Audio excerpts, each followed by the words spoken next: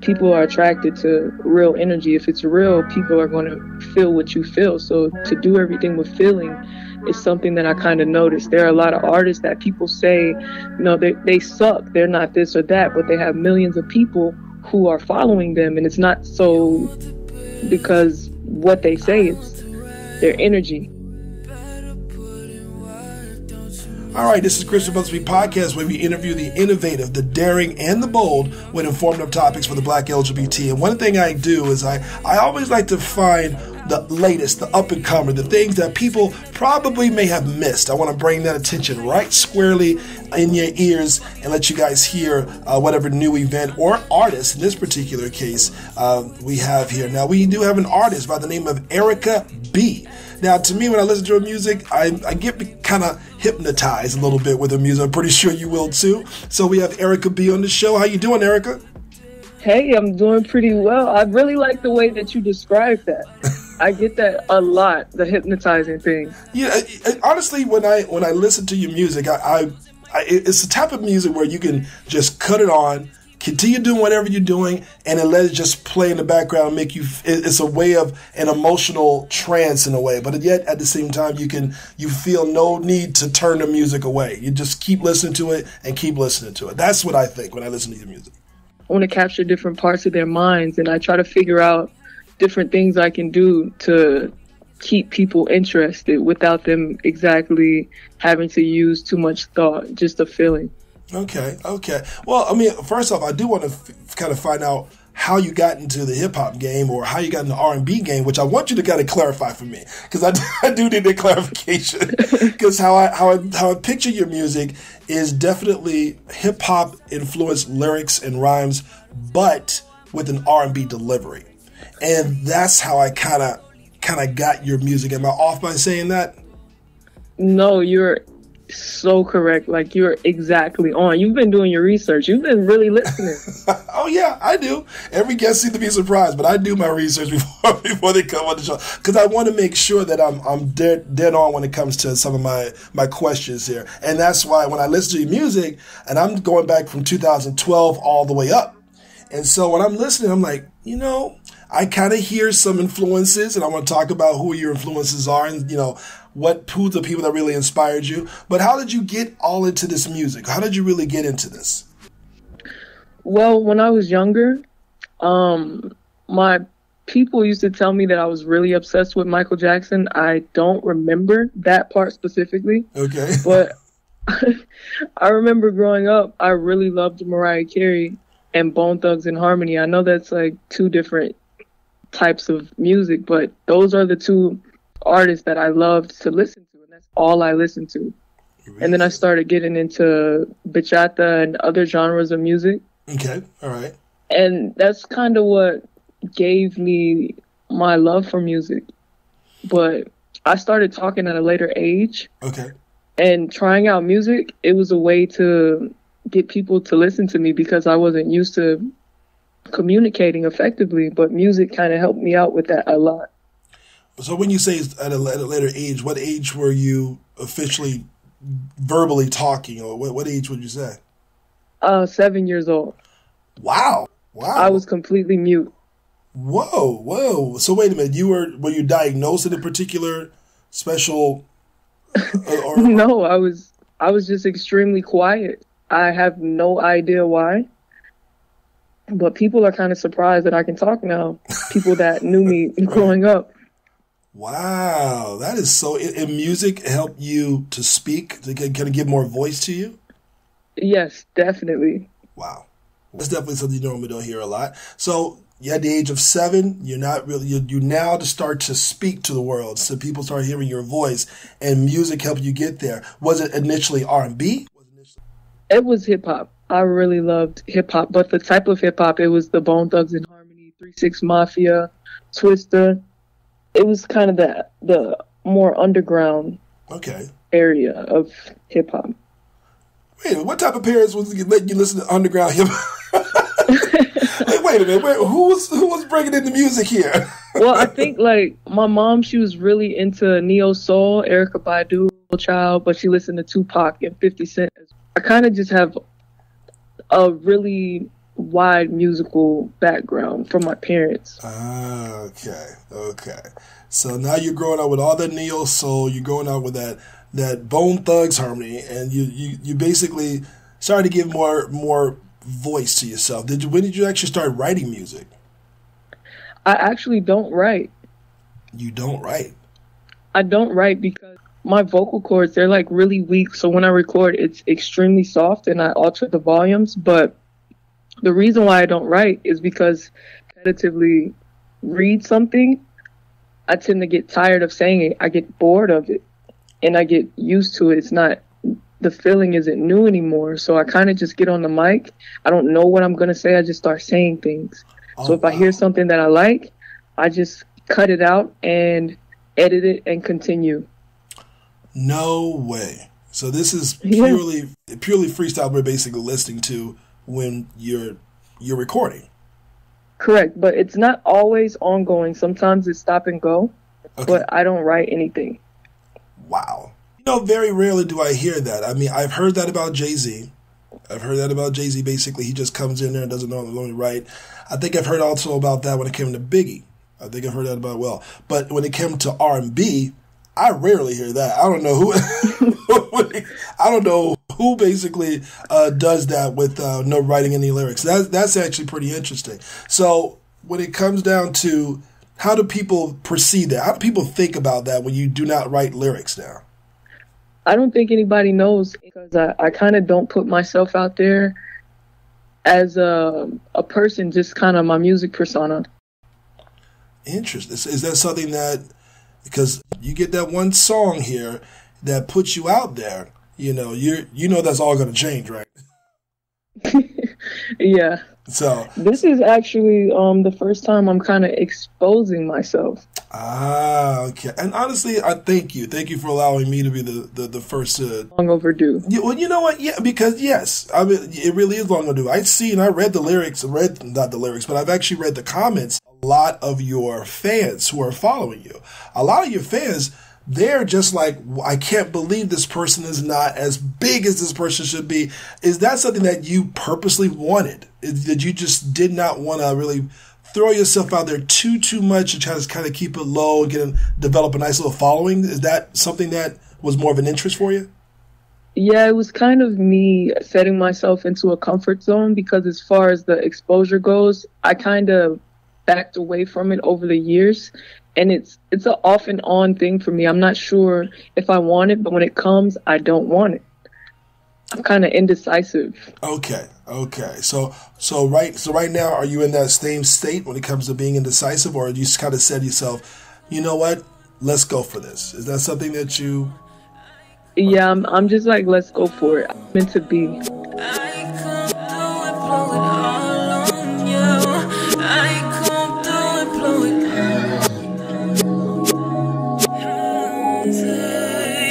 You don't love me or believe me, how about now? Say I usually never do this, so it now.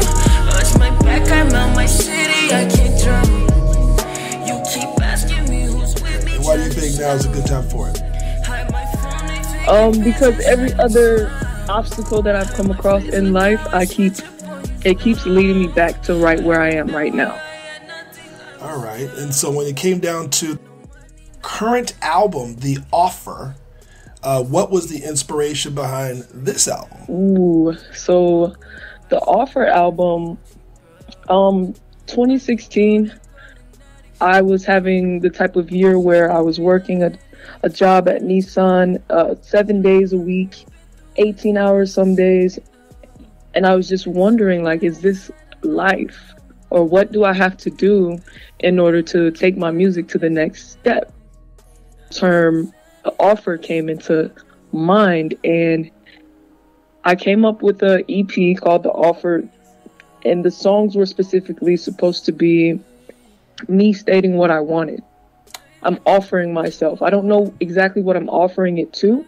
Yeah. But that was the theme of everything. But during this mixtape, my sister died.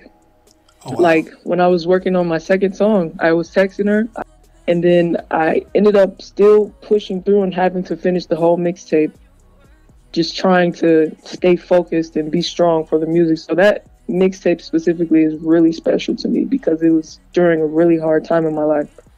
Oh wow! So basically, you're dealing with a lot of things going your personal tragedy, but you're also kind of dealing with a state of where you don't necessarily want to be exactly where you currently are. You just want to continue to bring it out, get bigger in terms of your craft. Okay, I can understand that. I mean, so now if I pull you away for a little bit from the offer and go, let's go back to the the first initial recording. It seemed like that happened around 2012. Am I wrong? I have older recordings that I put out on YouTube around 2009. Okay, 2009. But okay. I've deleted a lot off of my SoundCloud, if that's where you're referring to. No, but that's okay. Oh, because I don't remember a lot of songs that I put out, so you're gonna have to refresh my memory.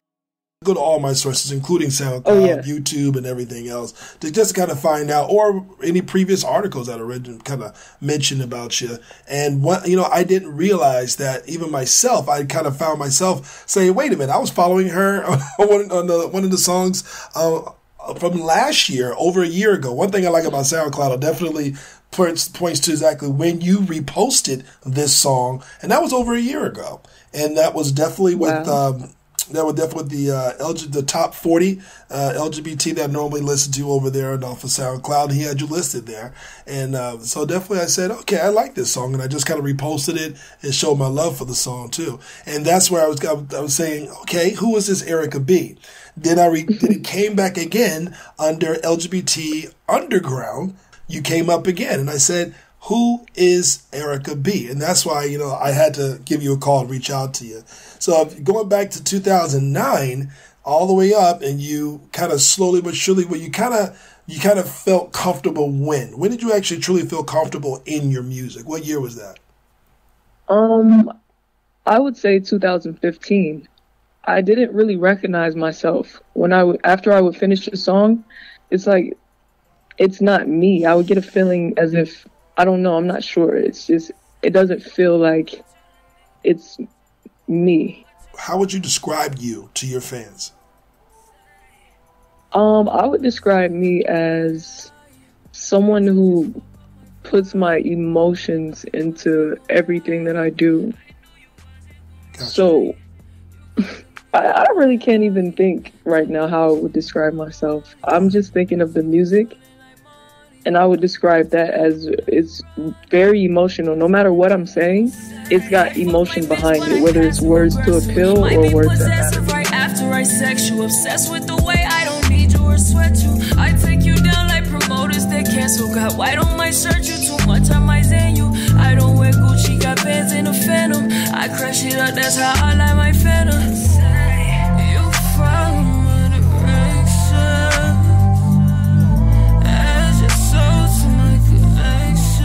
So when it comes to 2015, where were you in that state in terms of your music? You felt more confident. So what was the type of music you were starting to put out? Did you automatically fall into this? Actually, it seemed like you were already in this hypnotic sound. It's very smooth. It's very, the lyrics seem to be very hip hop. You can actually hear it, but it was always a smooth delivery. I kind of fell into that sound, but I tried to rap at first, like just straight rap, and that didn't work out at all. Okay. I was rapping about the issues that go on in society, the corrupted government, false reality, things like that, and I would get like 25 listens. So I started to study the culture. I started to study the industry. I started to go behind the scenes. Who are these producers? Who are creating these different sounds and things?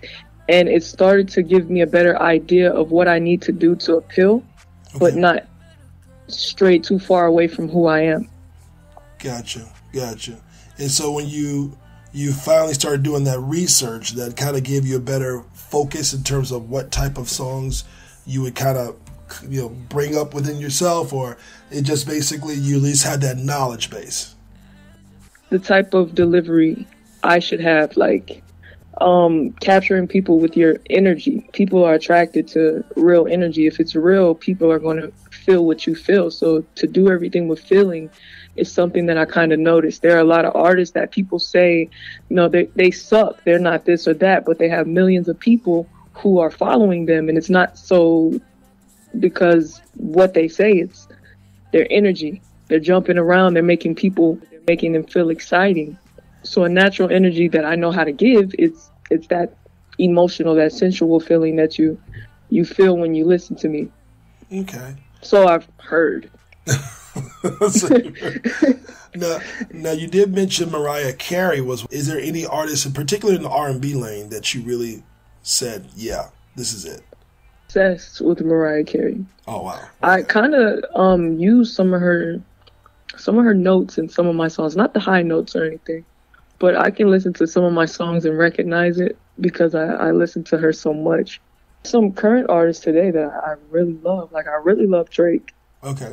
I can hear the Drake. I can hear some Drake. I'm definitely obsessed with Drake, I would say. Okay. All right. And I'm not afraid to admit that. No. Honestly, I felt, that, okay, this is definitely a little bit some Drake in there. I can feel some. I think definitely. I think that's the thing that people love about it, though. When it comes down to that, when it comes to R&B and hip hop, how it can actually blend so well. And Drake does that. I think he does it excellent. I think you do too. I think with the music that I was already listening to, like the Bone Thugs and Harmony, they were like harmonizing the rap, singing and rapping. I think Drake fell right into that lane of the music that I already listened to. And it kind of opened a lot of doors in a new generation for people to be comfortable with doing both. Right. And you don't have to go so hard at just one. You could express yourself. Now, when it came down to the category that you would place your music, which particular category would you mainly place it at? When I post something and it asks me to type in the genre, I'm not really sure if I should put hip hop or R&B soul because it's not on either side. It's kind of in the middle. So basically, what do you normally end up choosing? Well, sometimes I choose hip hop and sometimes I choose R&B. Oh, okay. Going back and forth a little bit. Do you think people respond more to one particular category or another, or they really just don't care? They just mainly listen to the music? I think I get a lot of more feedback from when I go deep into the R&B. Okay, that makes sense. That does make sense to me because your music, for me, it definitely has that R&B, much more of an R&B feel. You can definitely hear your lyrics, but definitely R&B, it seems to come out a little bit more, it's got an edge more for everybody else in hip hop.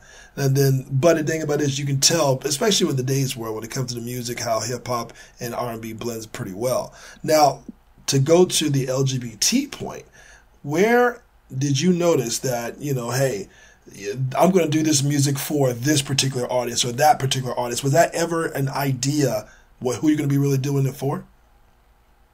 Well, I never really wanted to be in a category. I never really paid attention to the LGBT label. I kind of just did things.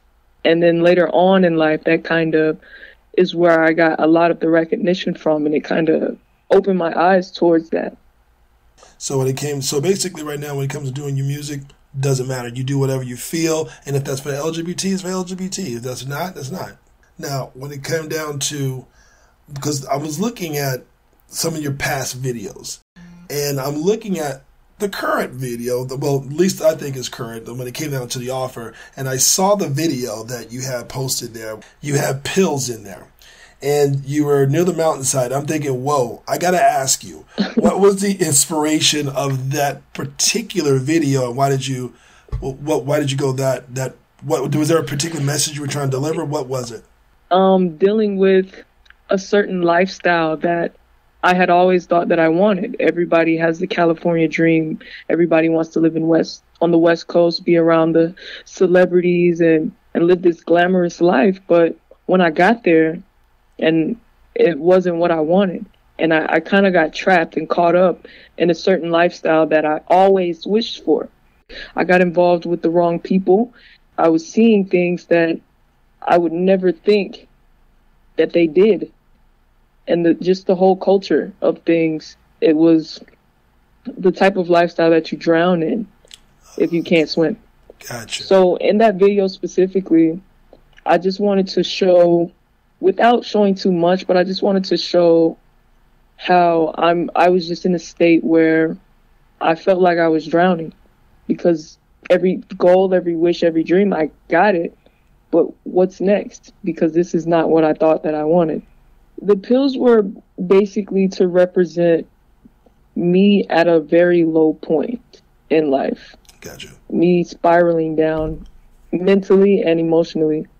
The people around me, the lifestyle, everything. I wanted people to see, like, this is not what you think it is. On the outside, it seems a certain way, but really on the inside, these people, they're explosive. So where are you now? Right now, I've found balance. Okay. I'm currently back towards the balance that I had lost.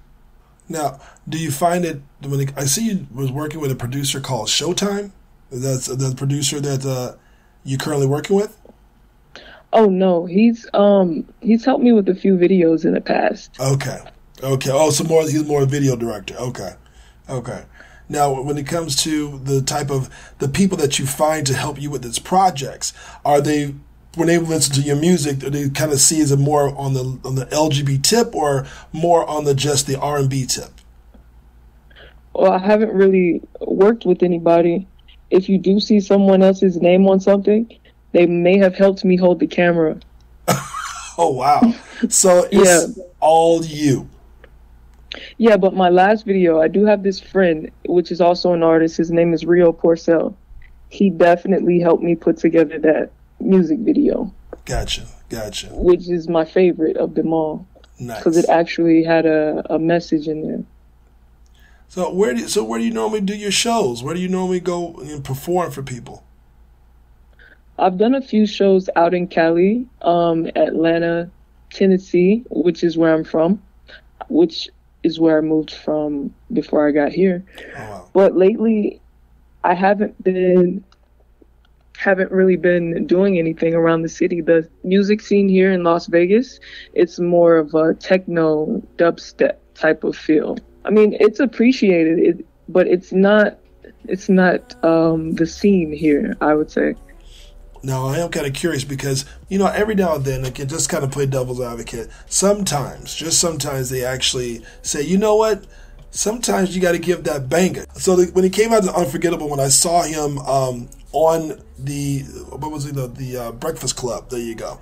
And when I'm sitting here listening to Charlamagne talk and everyone else talk, and this particular artist said, you know what? He had to deliver a banger. He had to deliver a banger in order to really get people to pull it back into him. So do you ever come or feel that you have a pressure to deliver something different that may be not necessarily something that you need a little bit outside of you to get people to listen to you?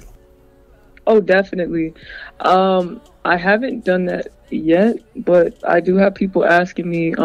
People are like, why is all of your music so slow? Or we want to hear you rap. And they want different things out of me that aren't necessarily me, but I feel I can be versatile and reach out to different crowds. So it's definitely something that I'm having in the works at this point. And by the way, that artist was French Montana. So yeah. French Montana. Because I was like, P. Diddy. No, because he was mentioning in conversation that he was talking to P. Diddy because he's still on the label. And so when he was having that conversation and getting a clearance, the whole mess that he had to deal with for that particular release, but when French Montana was talking, like he had to deliver a song, and he delivered the right song at the right time because everyone definitely loves him when it comes to Unforgettable. Now, when it comes to, well, at least you are listening to your fans and you're trying to really kind of give them something that they really want. Is that something that's really important to you, to listen to your fans, or really just go with what you only feel? It's kind of a 50-50 situation because I do listen, but at the same time, I think to myself, why not just do what you want? Because you didn't start making music because it's what people like. You started making it because it's how you express yourself. Then again, you're kind of in a position now where you are working for them, in a sense. Right, right. And they're working for you. So I do have to be open to what people say. All right. Now, you're definitely an independent artist. Definitely an independent artist. Is something working with a label is something that you ever thought about? In the past, but I've actually went to meet with Rockefeller. I've met with Capitol Records. And the things that they said to me would be something I could be interested in as far as the change that they wanted. They wanted me to change my appearance, or they wanted me to change my sound completely, not just throw out this here and there. And they also wanted a large percentage of what I put out. But I could just do it myself. It takes a lot more dedication, though. So they wanted you to appear what? More? Less aggressive, I would say. Okay. Now that does lead me to another question. Because when I noticed that when I followed you on SoundCloud, and I saw a lot of hair, a low-cut black dress, looking to the side, I'm thinking, who is that? Definitely it look at who Erica B is, and you popped up again, and I'm thinking, I look at the picture, now I'm like, wait a minute. This don't look like the same person. I don't know. So, have you gotten that before? Did they ever mention that to you? Oh yeah, definitely. A lot of reasons why I have used models' pictures is just to appeal. To get them to click things. Okay. So that really is you in the photo when you kind of look a modelish. Is that really you? No, that's not me. Oh, that's not. I don't know who it is. It's just a random person. Okay. All right. So basically they're saying that. Now, what was their reasons of why they didn't want you to appear aggressive? What reason did they give? For marketing reasons. I've learned from being out here on the West Coast, the way they view things is so much different than what I'm used to. Everything is really fast. They want everything to be fast-paced, aim towards party life, and the depiction of sexual, what can appeal. Basically mainstream. So from a Tennessee girl coming to the LA, is it because of the fact that your background coming from a place like Tennessee? Is Tennessee very slow, or Tennessee's a little bit more faster than most people think? Tennessee is extremely slow compared to Las Vegas and Los Angeles. Gotcha. Of course, because it's I think the population in Tennessee might be 1 million compared to coming out here and it being 8 million. Holy crap, that's a big difference. I never knew that. So basically, do you think that also that's one of the reasons why it's kind of a different, kind of an internal battle to say, you know what, I don't want to go this route because of your background and living in a place like Tennessee is a little bit slower? Yeah, that could be, but I'm learning a lot since I've been out here, and it's opening me up to a different mindset. Maybe if they offer me the right price, I can do what they say. Well, money does talk. They say what you want, it does help. So now that when you come to your current work, I mean, because right now just to make sure the offer last year, and do you have something coming up now? Right now, I'm just putting out as much music as I can. I'm working on music every day. Okay. And putting out singles. I've got a lot of singles on iTunes, on actually every music platform. Gotcha. I've got singles out everywhere. I have been thinking about putting out an album or a mixtape because I have hundreds of songs that I've never released. Sometimes I'll just finish a song and it'll sit there forever because I'm just not satisfied with it. But I was thinking about coming out with something called The Archives, my unreleased music for the people. Okay, that's a good idea to kind of let people, because you have it seems to me that your fan base definitely seems to be loyal. They definitely love what you do. They definitely seems to enjoy your music. So that may be a good treat for them. Do you find that you're getting a lot of support in terms of making a sustainable living as an artist at this point right now, especially when you're making a move out to the West? No. Okay, well. It's not that easy. Well, yeah. I get it. Trust me, I do a podcast. I know. But you're providing yourself that platform that people can be able to join. Are you finding that more people are discovering you?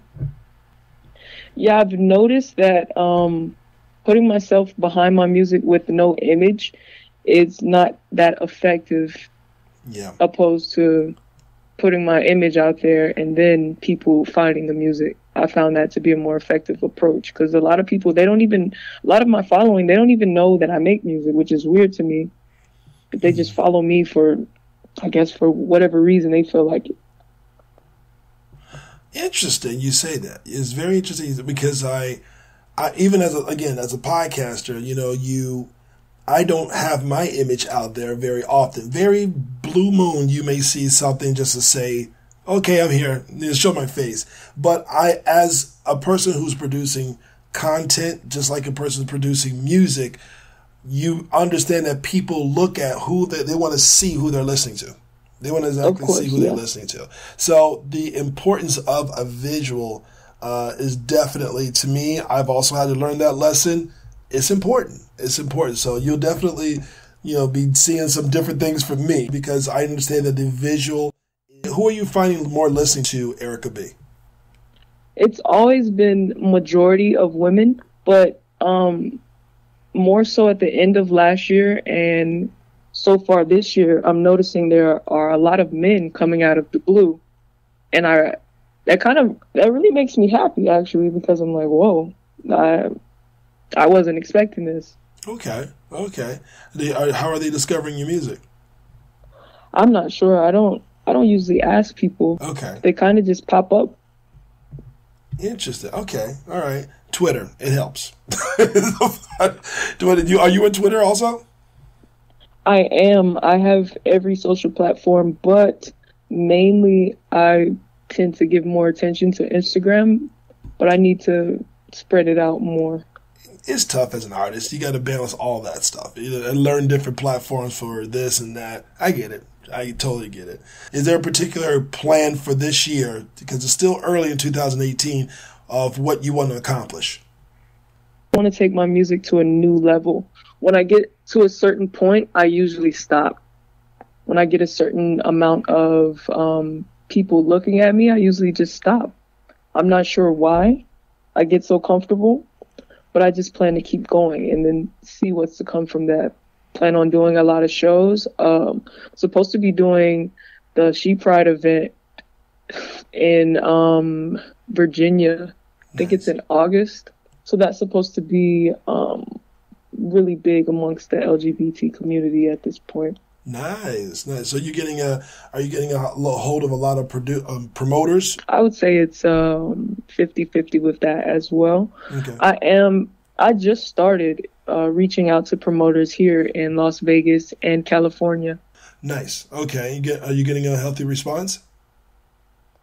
I literally just started yesterday. Okay. but so far, so good.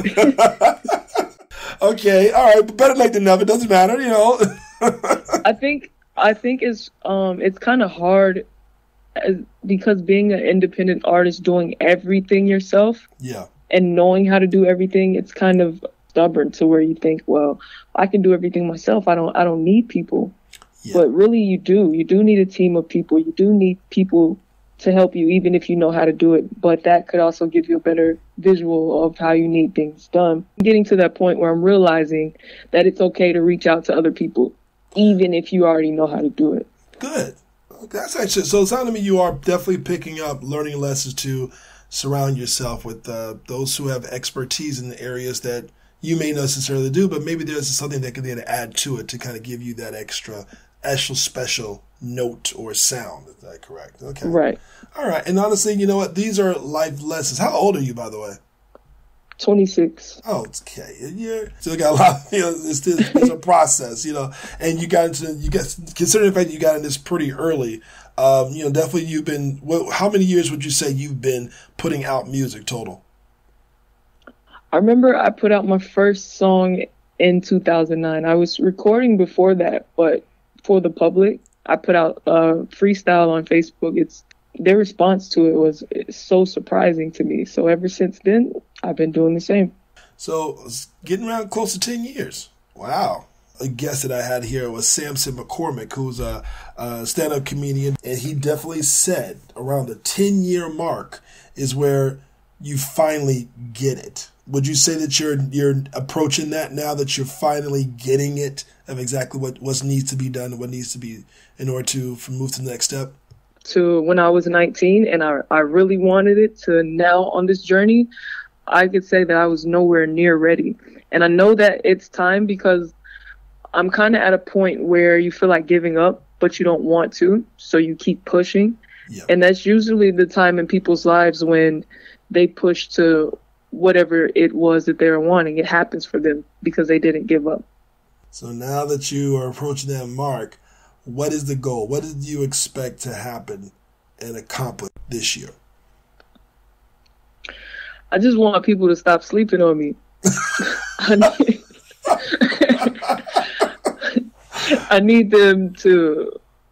want them to appreciate what I give to people, because it makes them feel something. They say that they like it, and I just need them to notice. That's really all I want. And I would like to get paid from people noticing as well. Monetary is always a good thing. I cannot tell you I'm not looking for that either. Anyway, but definitely I definitely appreciate you coming on the show. Now some of the songs that I've actually heard, like the side that one of the things that I tend to like, I did like half. I liked your video half. But you know what also threw me off a little bit? Fiji. The song that you actually featured on Instagram, I'm thinking, wait a minute. I said, just when I was thinking to myself, okay, I'm going to ask her this question. Then you throw out Fiji. Daddy makes me THC, Daddy makes me lean. Fiji in my bottle, pop prescription, I'm a fiend. She say I'm an addict, but she never ever leave. Fiji in my bottle, pop prescription, I'm a fiend. She say I'm an addict. It was a little bit different than what you normally put out there. What was the idea behind that? Well, that's just one of those things where I wanted to reach out to a different type of audience. Okay. And just show people that I can do anything that you can do. So if you're willing to listen to me, then I can give you what you want to hear. Gotcha. Okay, because and you're going to drop that sometime this year. It looks like you're going to plan on putting that out there. That song is so funny to me. That's why I've really been hesitating to put it out, because I really don't like it. But I mean, they keep asking about it, so I guess I will. Okay, all right. Well, definitely we'll be looking forward to hearing that and see what other things. You're not the first person to say. Lamont Pierre was just on the show. He said the same thing when it comes to making a web series. He's like, I didn't like it. I didn't like the show that I put out there. But he said, you know what? The response was different. So, hey, let's see what that response is. Put it out there. If you don't take a risk, you never know what's going to happen, right? Right. Correct. Well, one thing's for sure. I mean, I definitely want people to pay attention to your music. So if I can be able to do that, just by giving you that capability to put on the show, I definitely will do it, because I tend to I look to different sound, different LGBT artists. Well, I consider you to be an LGBT artist, and to really give something that we really need to hear, to pay a little bit more closer attention to. So I definitely can say that some of your music I've been definitely paying all day listen to, whether that's from the Waves, Miami and Back, Picture This, Different Sides, Lie to Me, all that stuff. No, Not Her. Again, this is something that I'm listening to a lot of your music. I'm going to kind of put some of your music also in the podcast to kind of give people a different understanding of what your music is and what you're all about there. So I definitely want to make sure that, again, to give a little bit of a difference to know who Erica B is and what to expect next from her. So what's going to be the next song you're going to be dropping? Well, I don't know. I don't know. I don't pre-plan things. It kind of just happens. Okay. Each one of my songs, I put a lot of true situations having to do with relationships, but then I also try to throw it off of the topic. So it just depends on what I'm going through, what mood I'm in, and how I'm feeling. You know, when it comes to relationships, yeah, I'm just curious here. When it comes to relationships, how is it in the industry? And, you know, especially for an artist who's, you know, trying to put themselves out there making it, how does that affects a relationship for you? It sucks because your significant other, they can't deal with the attention that you receive, and they also sometimes they can't understand why you have to feed the attention, why you have to do things that appeal, that help you as an artist, not disrespectful things, but, you know, just spending time focusing on your social platforms because it's promoting you as an artist. Do you have someone right now currently steady? I don't. Okay. And that's because, do you feel that's because by choice? It's because of my music, I would say, because it's something that I really have to focus on with no distractions. And there's just a lot of people that can't understand that journey because they're not a part of it. Gotcha. They can support you, but it's not the type of support that will help you get to where you need to be. Because you also have to support them too, but you can't give your grind 100% when you have this distraction. Gotcha. Now let me ask, gotta hone in on that question. Is it considered a distraction when the person is not your best cheerleader? Yes. I think it's also still a distraction because when I give my energy to a person, I kind of can't focus so much on myself. That's just something that I do. Gotcha. When I get with somebody, I start to give them more of my attention than myself. Okay. You're one of those that once you fall in love, hey, sound like me. You sound like me. You know, so I get it. All right. Well, again, Erica, thanks for getting a little personal there. Just going to find out a little information about that. But thank you so much for coming on the show. And again, I'm going to be letting everybody know where you can follow Erica B, what particular websites and on social media, etc. Erica, where can they follow you if they want to kind of get a little piece of sample exactly where your music is and also where to follow you? Well, they can follow me on Instagram at one.erica.b, Twitter, oneericaB. You could type in Erica B on Google and find every music platform there, from Pandora to iTunes, iHeartRadio, Spotify, wherever you listen to your music, you can find me there. All right. Just search Erica B. All right, Erica, thank you so much for coming on Brothaspeak Podcast. I really do appreciate you taking the time and wanting to talk to me a little bit. So I'll definitely put this information out, all the information, so people can follow you. Again, this is Chris from Brothaspeak Podcast, where we talk about not what we talk about. We talk about very interesting topics, but most importantly, we interview the innovative, the daring, and the bold, and provide informative topics for the Black LGBT. Thank you so much, Erica. You guys have a great day. All right, thank you. I appreciate you for having me.